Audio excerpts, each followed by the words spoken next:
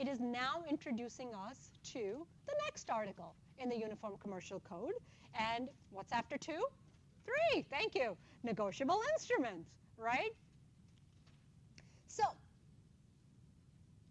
the word negotiable instrument, right? Unless you read this chapter, I don't think any of us were using the words. I mean, do you in your common day talk say, I will sign a negotiable instrument with you?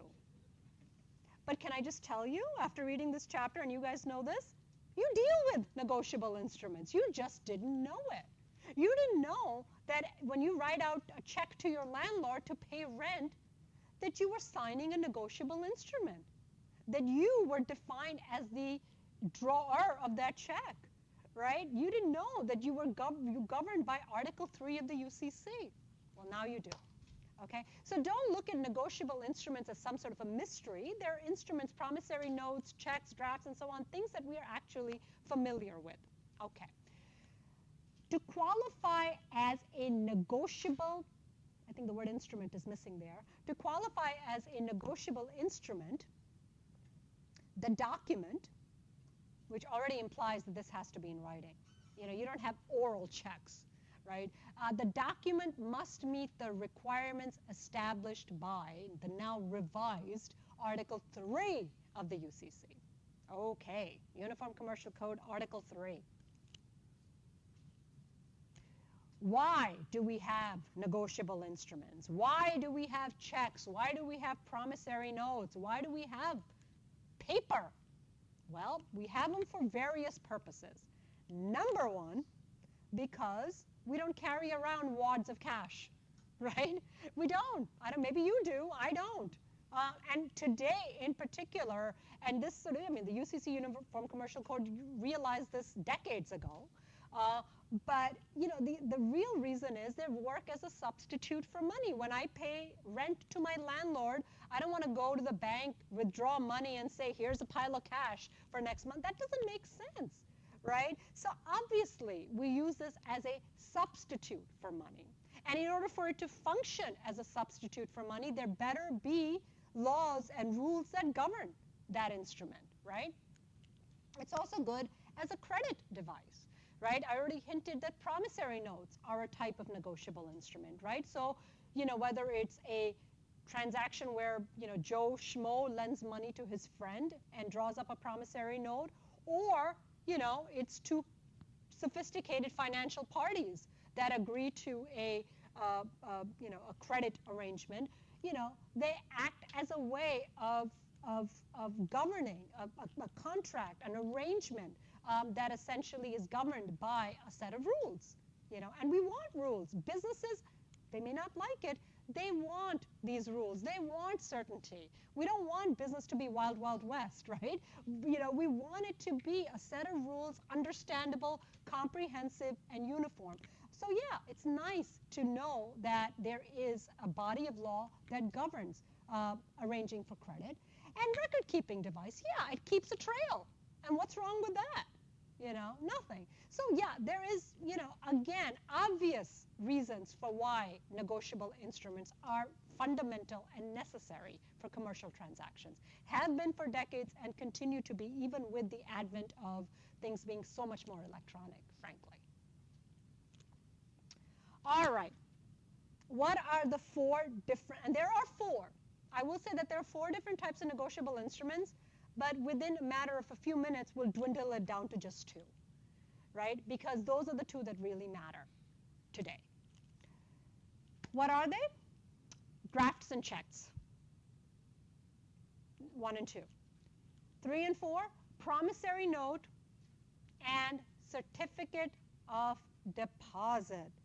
Everyone knows those little things called CDs? You know, I mean, those made a lot of sense back when interest rates were 10%, 8%, but they almost are nonsensical today. But according to the UCC, are a type of a negotiable instrument. So let's talk about each of these. But really, if you want to sort of say, well, which 2 negotiable instruments matter? Checks and promissory notes are what matter. Because why? Because the difference between a draft and a check is not a big one. And it's almost one that doesn't make any sense any practical sense today, hasn't made any practical sense for decades, actually. So what is it? Well, what is a draft? What is a check? Well, first of all, when we talk about when we talk about negotiable instruments, we first have to say, okay, one big difference is, are we talking about a three-party negotiable instrument or a two-party negotiable instrument? So go back to the first slide. Drafts and checks are three-party negotiable instruments. In other words, there are three potential parties named on it. And promissory notes and certificates of deposits are two-party. There are only two legal parties that are named on these negotiable instruments. Okay.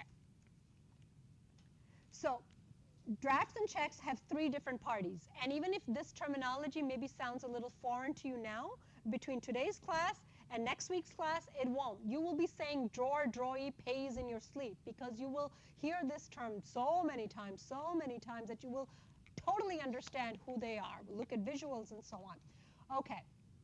Who is a drawer? Well, a drawer is someone that issues a draft. Okay? It's also the person who writes a check. Has anyone never written a check in their life? Please don't raise your hand even if you haven't. Of course you have, right? Did you know that you are the drawer? That's what the law calls you. When you sign a check, hopefully with enough money in your bank account, you are acting as the drawer. Okay. Who is the payee? That's easy, right? It's a landlord. It's a utility company. It's Rutgers when you write out your tuition check. Ouch. Okay. That draws out some size. Okay. So that helps you sort of associate. The payee is the person you're paying. The drawer is the party that is signing off on a check. Now, what makes a draft or a check different from one another?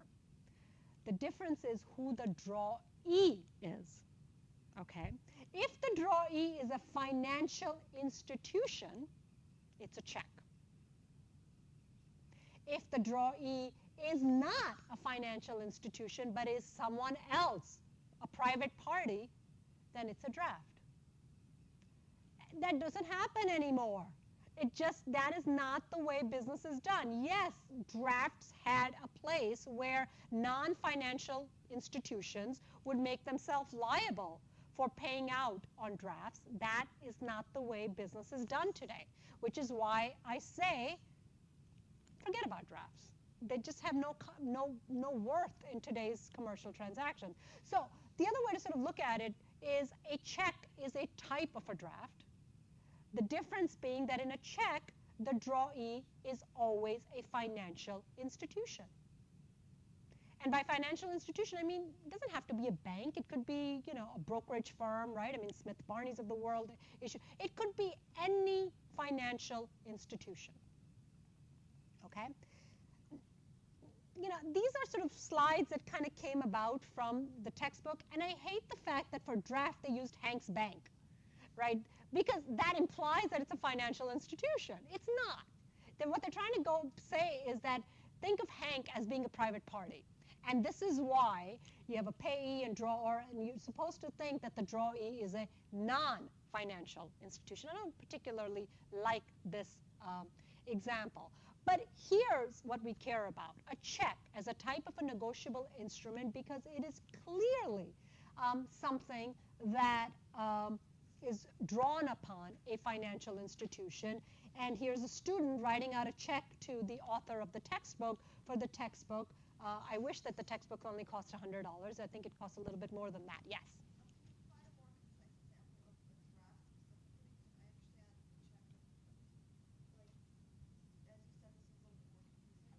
Okay.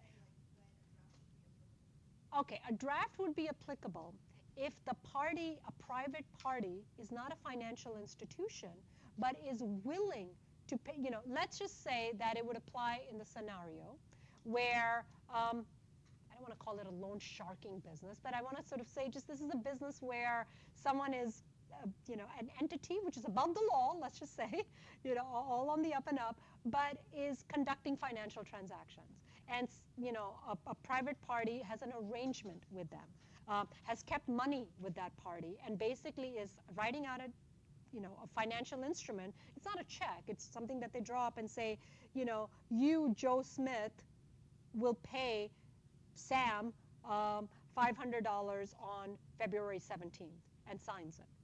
Okay, so that individual is the drawer. Sam is the payee, and this private party, which is not a bank, is going to pay out on that instrument. Not a bank, but it kind of, that's what a draft is, a third party making payment on behalf of another party. No, it is not. It is not. A power of attorney is very, very different. We will talk about principal agency law. Here we're talking, and we'll talk about what is the function of a negotiable instrument. It works as money. That's its only function. This piece of paper is money. Most of us think of as a check as money, right? If I get an endorsed check, I say, yippee, I can cash it, I can deposit it, whatever. Power of attorney is not a negotiable instrument. Good questions, because you're trying to separate out what is this. This is a substitute for money. Other questions? All right. Three-party negotiable instrument. I probably won't even mention draft going forward. I will really only settle on checks, because that's where commercial transactions are done. All right, what have I left out? I've left out the other two, which are two-party negotiable instruments. And those are promissory notes, which, if you want to talk about it in everyday language, they're IOUs. And there, we're talking about the borrower and the lender, or what the UCC calls the maker and the payee. And this is where I sort of see glazed looks. Why do you have to call it a drawer in one place and a maker in another? I'm not calling it anything. This is the UCC terminology, right? I'm just trying to make it explainable to you, right? So who is a maker? A maker is the party that issues the promissory note. The maker is the borrower, okay? Who is the payee? The payee is the party to whom the promissory note is made payable. That is the lender, right? So if I take out, now, does the payee have to be a financial institution, or could it be a private party? Doesn't matter, either. So if I borrow money from a bank, the bank is the payee. I am the maker. If I borrow money from you, same thing, it doesn't matter. We have a two-party negotiable instrument known as a promissory note. And we'll talk a little bit about what's in a promissory note. I mean, it typically is how much, when is the money owed, how much interest, installments, what happens if I, the terms related to, but it's a way that it works is a substitute for money, right? Okay. The last type of negotiable instrument is one that, again, has anyone ever gone to a bank and opened up a certificate of deposit, a CD? A few people, good. But they used to be a whole lot more popular back in the day when interest rates were higher. So what is a certificate of deposit? It's a way where, typically when we think about it as depositors, savers, do we have any of those? People who save money? That actually say, hey, the bank will, pay me a higher rate of return on my money if I were to say, you bank, take my $1,000 for a year and pay me 10% interest, versus if I just put it in a checking account. Now you might say, well, why would the bank pay you a higher interest for parking your money with them for a fixed term? This is back in the day that banks used to lend out money. So again, our economy, because they were lending it out at a higher rate, right? So again, this is very interest rate driven, but leaving aside that for a moment, understanding who the parties are when somebody opens up a CD or a certificate of deposit, well, here you flip it around a little bit. The bank is the maker, because the bank has to pay, right? When you deposit $1,000 at a bank at 10% interest, the bank will, at the end of that 1 year, credit you with $1,100, right? They are the maker. You are the payee because you are the depositor. You will actually get paid at the end of that 1 year term, $100 more than you did before, 10% interest, right? Now, all right, we understand what a certificate of deposit is. We do understand that the payee is the depositor and the bank is the maker. That's all we really care about, right? Because again, this is not a sophisticated financial arrangement and one that is not as prevalent today. Maybe will be one day. But really what we care about when we talk about the two-party negotiable instrument is the promissory note. And we'll come back to that because that is more significant for our purposes.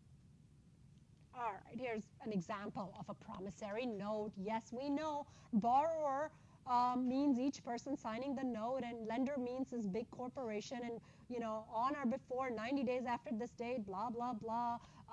The undersigned meaning the borrower, the maker, agrees to pay to the order of the lender in the office in Missoula, Montana, the sum of $2,000 with interest from date at 10% principal and interest in lawful money of the United States. Okay, a lot of sort of legal verbiage, but what is it?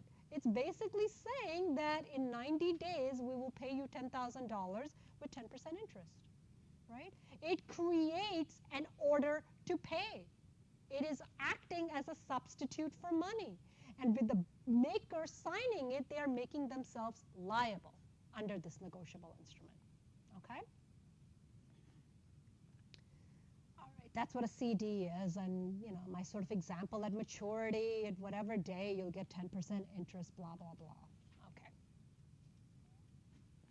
All right, so everyone with me on what a negotiable instrument is, the different types? Now the notion of how do you create a negotiable instrument? What are the different requirements? Not a big deal. I know it looks like a huge list, but they're all pretty simple things that we'll talk about. Be in writing, be signed, be an unconditional promise to pay, have a fixed amount of money, not require any undertaking, be payable on demand, be payable to bearer or order. This is why someone asked me a minute ago, is a power of attorney a type of a draft? And my answer is no, it is not, because a negotiable instrument has to just be very specific and only be these things. And at the end of the day, all it really is a promise to pay a sum of money. That's it. That's all it can be. First thing, it has to be in writing. So I've often said that, for example, contracts may or may not have to be in writing, right? We went through that and so on and so forth. Here, what we're talking about is a private agreement between two parties. And by the way, a negotiable instrument, a promissory note, and even a check, I hate to say it, is actually still a contract. It's still a contract. We cannot get away from contract. But more than that, it is a recognized sort of document that UCC Article 3 recognizes as a negotiable instrument, and that's a good thing. It's a good thing because we have set rules that apply to a negotiable instrument, and this type of a negotiable instrument or contract has to be in writing. I can't verbally say to you, I will, lend me $10,000, I will give you 10% interest, and say that that is a negotiable instrument. It's not. It cannot be. It's not in writing. Do we still have a contract, by the way? Yes. Not a good one. Don't try to have oral contracts like that. Put it down in writing. But be that as it may, yes, we have an oral contract. If 50 of you heard it, it might even still be enforceable, but it is not a negotiable instrument because it is not in writing. So UCC says that negotiable instruments have to be in writing and they have to be permanent. What does that mean? It doesn't mean that they have to last forever. It just means that the writing has to be, there's sort of silly cases about, can I write something with erasable ink or some nonsense like that? No, it has to be standard writing. It's not like writing it in pencil will not make it permanent. But the idea here is that, again, we want definitiveness. We don't want the 1 to look like a 2 or something like that. It has to be clearly delineated on its face. It has to be portable. What? Portable? What does portable mean? Easily transportable. Well, of course, a piece of paper is always going to be transportable. A check is always transportable. Why would you put on a portability requirement? Well, there's this sort of bizarre little case that's actually not in the textbook is, what if two people are out in the park and you write your promissory note on a tree trunk? Okay, I mean, I know it sounds silly, but there it is for everyone to see, and it's permanent. Okay, I carved it out. I owe Joe $10,000. I mean, it was a big tree. Really? What's the problem? I can't transport the tree. And you might say, well, why can't you cut off? No, it's wildlife conservation. I can't, whatever the case might be. No, it has to be portable. Why? Go back to the function of a negotiable instrument. It's supposed to act as a substitute for money. Oh, and by the way, we start after the break when we talk in the next class, negotiable instruments are often endorsed and transferred from one party to another. Try that with a tree trunk, right? And it isn't going to work. So, ain't going to work. No. Yeah, it has to be in writing and portable. I mean, again, good idea. People have said, what about an audio or videotape? The UCC there, I mean, I know the UCC is flexible, but wants it to be a piece of writing that actually evidences that negotiable. So it is particular in that respect when it comes to writing. Signature. Yeah, negotiable instrument has to be signed, but by whom? The party that makes it. So it has to be signed by the drawer if it's a check, and remember who the drawer is, the person whose checking account it is, to make it easily understandable. Remember who the maker is, the debtor, the borrower, right? So again, we start to get familiar and comfortable with the terminology. And does a signature have to be signature? No, of course not. I mean, we do electronic banking. Are we signing? No. Are we creating a check? Absolutely. Right? You remember you do your online banking, and then when you look at your history and you paid, the water company, and you see a copy of the check, and it looks like a check, but you never produced it. It's just something that was automatically created. But that's writing. That's signature. That is all meeting UCC requirements, right? So yeah, it has to be signed, but signed can be any symbol, anything that authenticates a writing. And it could be totally electronic. And one other quick concept I'll say, but we will have 2 chapters on principal agency law. And here the notion is if an agent is appointed, the representative signature binds a maker or drawer. What all this is saying is that if you have a principal, meaning someone that appoints an agent, and someone here asked me about a power of attorney a little while ago. Sure, business is often done. I mean, think about a company that has to write out paychecks to a bunch of employees. I mean, if all the owner of the company did was sign checks all day, that would be would be a gross waste of that person's time, right? You can always appoint somebody to sign on your behalf, and their signature as a drawer or the maker is as good as your signature as a principal if there is a valid principal-agency relationship, right? So if an agent is appointed, and as I said, we'll talk a lot about principal agency, but yeah, sure, a check doesn't have to be signed or by someone who's going to be liable by themselves. It could be signed by their representative or their agent or their employee or something like that. This is a big one. An unconditional promise to pay. When you put a condition on something, it's fine. You could do that in a contract. It's not illegal.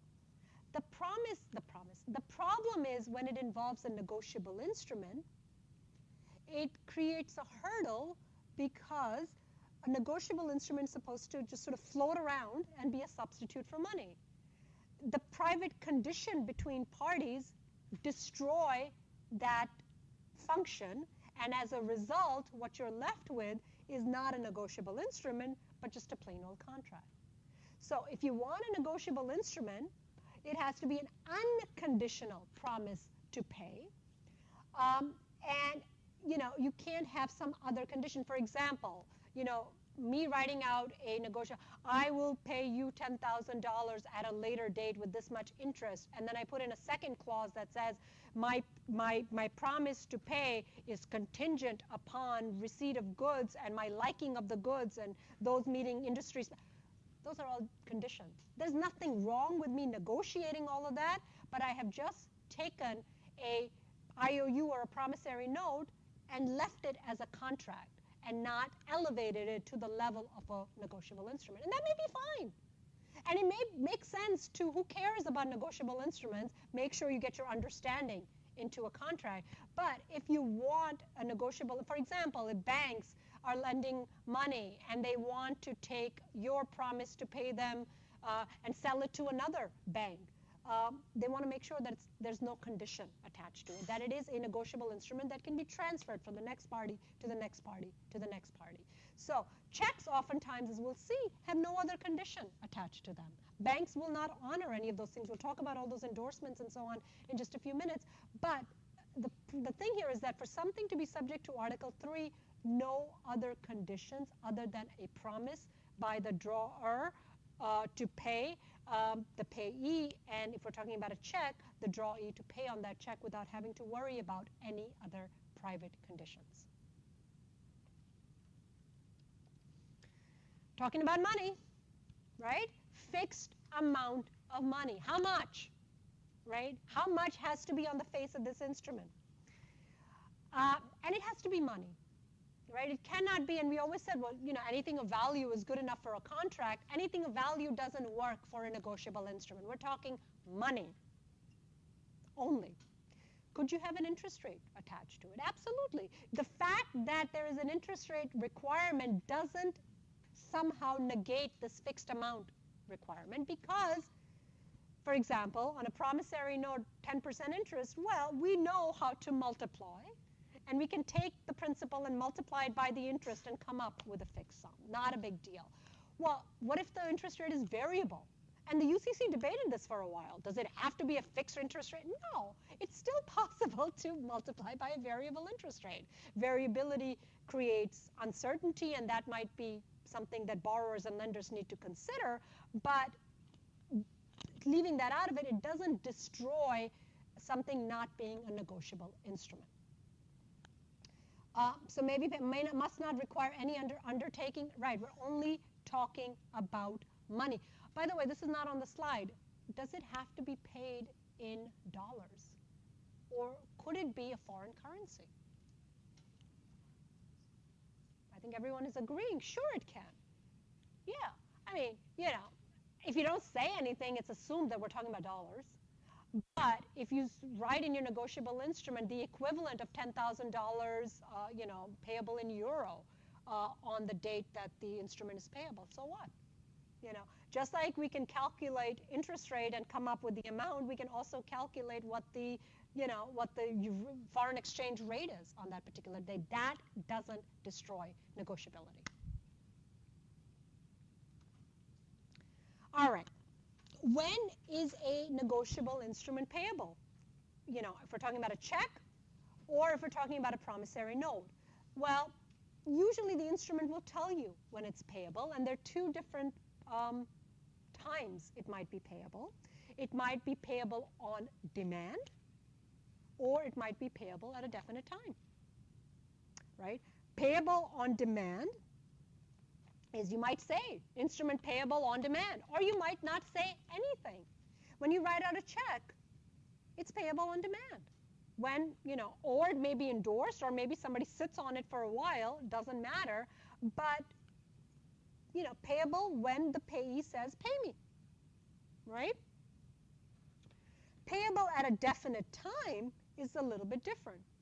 There, the instrument has specified when it is payable. For example, a promissory note that we just looked at that basically says, from 90 days from the time that this instrument is signed and executed, will tell you that this is not a demand payment. This is a payment that is due at a certain time. It is a time or definite time payability. Okay? So both are fine. Both are negotiable instruments. They're just two different types in terms of when payment is due. All right, a case that I don't think there was a heck of a lot going on. It involved a lot of gambling. It involved high stakes. And it is a Court of Appeals case for the Ninth Circuit. What does that sound like to you? That's better. That's a federal court. It's a federal appellate level court. Vegas, Venetian. All right. Is the Venetian's casino marker signed by Nehemi, which is sort of the creditor here, a negotiable instrument under Nevada's Uniform Commercial Code? Yes. Yeah, so the question is, wait a minute, we're still talking about the Uniform Commercial Code. Why is it that it could be two things. So if you think back to when cases that could be heard in state court wind up going to federal court instead, and that's when you have diversity of jurisdiction, typically, which means parties that are from different states, and the amount in controversy is above. Yeah, here the amount is definitely over, and the fact of the matter is sometimes because we're talking about two parties from different states, it could go to federal court. But the federal court, for those of you that are true blood, want to understand everything about the legal system procedurally, the federal court is still applying state law, but it's just being heard in federal court. Okay. Does anyone want to, we don't have to go into the details of this case. What was going on in this case,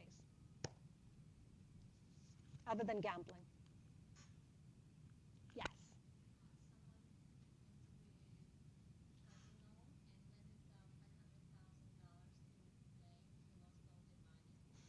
As often happens. Or promissory note, yeah. Yeah.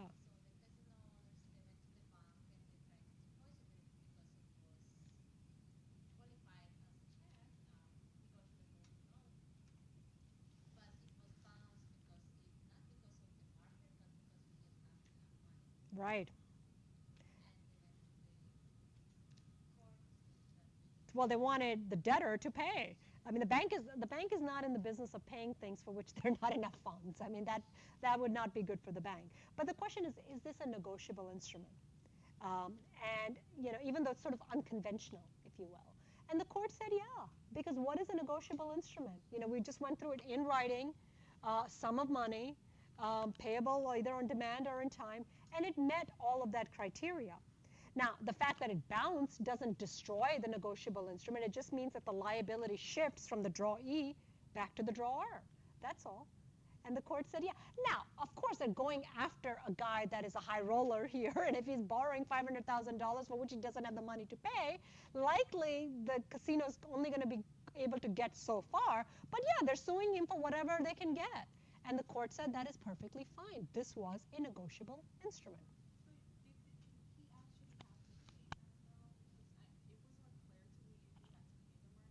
Why was it unclear to you?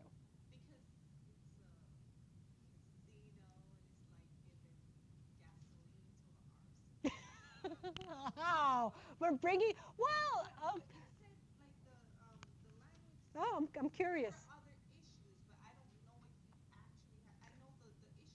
The issue of negotiable instrument is clear, right? Now, could there be other laws that might prevent the casino from enforcing? Might be an interesting issue. What does it mean? Other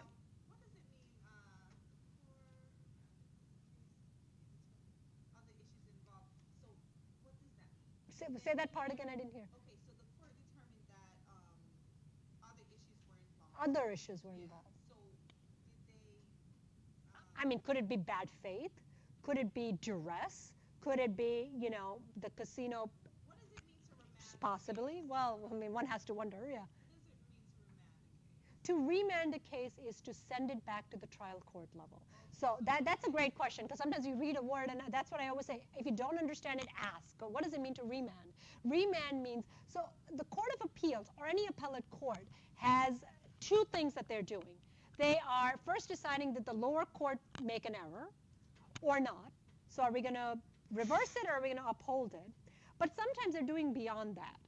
They're also saying on this question, where we're deciding on the fact that this is a negotiable instrument. Don't come back to and say that he doesn't have liability over that.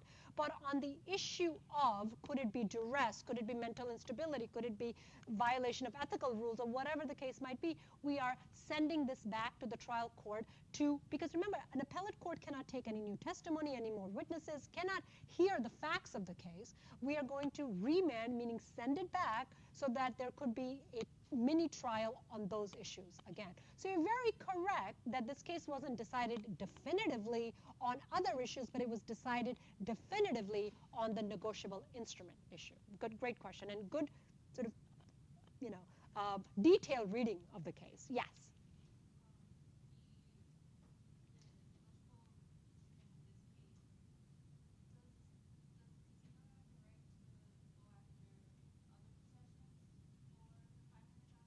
What do you mean other? I didn't hear. Other collateral. I think I do. I mean, I think that's the point. I mean, so the question is, well, and I think here they would have to, because the $500,000 payable from the bank isn't there. I mean, I could write out a $500,000 check out of my checking account too. No newsflash, it will bounce. So the question is, could I still be liable out of my vast wealth that I have? And the answer is yes. And the same applies to the plaintiff in this case.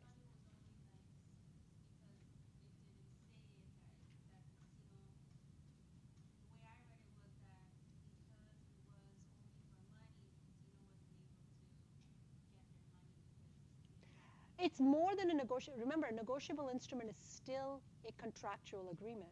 So it's good to have a negotiable instrument. It's cleaner. It's cleaner if the check would not have bounced and the casino would have gotten paid. That would have been good. But that doesn't mean, okay, that there is an underlying debt that, and again, keep coming back to remember contract law. When you sign a check, you're contractually also a promissory note. You're also contractually liable as well. So if the short answer is yeah, you could go after other monies to the extent that there are other monies.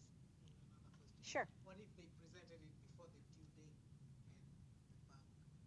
Oh, so everyone's taking my thunder away from later chapters. And the question is, and it's a good one, has anyone done this? Have they, dated a check in the future?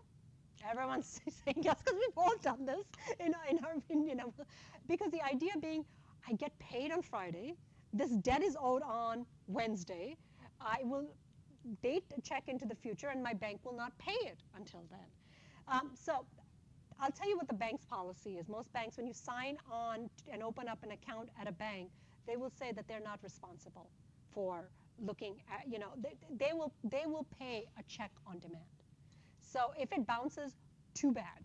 Some banks have different policies, and I've had people that have worked as bank tellers in the class, and they will say that some banks will just won't refuse to pay it, others may make an accommodation, and so on and so forth. But generally speaking, dating a check in the future does not guarantee that it will not bounce. A bank is not going to say, no payee, come back on Saturday. They don't want to be involved in that.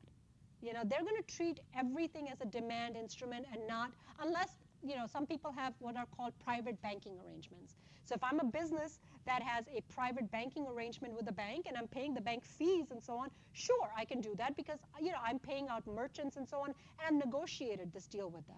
But if I'm just Joe Schmo depositor opening up my bank account at PNC, don't expect that kind of treatment. It's not. Yeah, and they've absolved themselves of that liability by stating so in your customer agreement. But I will make this point again when we come back to the banking chapter. See, fascinating stuff. We can apply this to our everyday life. All right, what about prepayment clauses or acceleration clauses in promissory notes? For example, allowing the maker to pay before the debt is due. Why would anyone want to ever prepay something? Who in their right mind would ever want? Thank you. Of course you would. That's the reason people make extra payments on their mortgages, and because we don't want to pay those exorbitant. So the fact that you have a prepayment clause doesn't matter. It's still a negotiable instrument. What about an acceleration clause, the opposite of a prepayment clause that basically says that the payee or the holder can accelerate payment if something happens? And when might that happen? Oftentimes you negotiate that. If you don't pay twice on the due date on your installments, we can accelerate because I've lost faith in your ability as a good debtor, as a good credit risk. So again, those are perfectly legal clauses to have in a negotiable instrument, and it still is a negotiable instrument. Same thing, an extension clause, a clause that says that even though the debt is due on February 28th, 2015. The parties can negotiate to extend at whatever new credit terms that they want. Nothing wrong with that. That is perfectly acceptable. And now I'll sort of leave you with, what if you blow one of these conditions? The writing condition, the unconditional promise to pay, or any of these other conditions. So what? It's a point that we've sort of already made. You don't have a negotiable instrument. You still have something called a non-negotiable instrument, but it's still a contract, right? So that's sort of the common theme that we learned. So the negotiable instrument didn't work, or the check bounced, and that's the end of that, but you still have a contract between the underlying parties that they can go and pursue under common law, under regular old contract law. It's just not subject to Article 3. It is enforced under normal contract law.